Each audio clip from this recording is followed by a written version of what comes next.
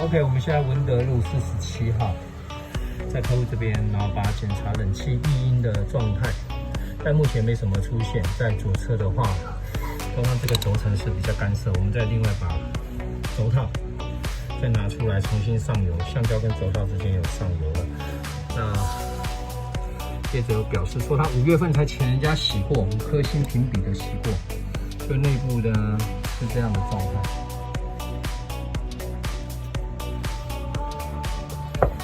5月份到现在，原则上是不至于弄成这样子。我们这里可以看到这种状况，原则上就是没洗干净，脏东西反而卡在里面。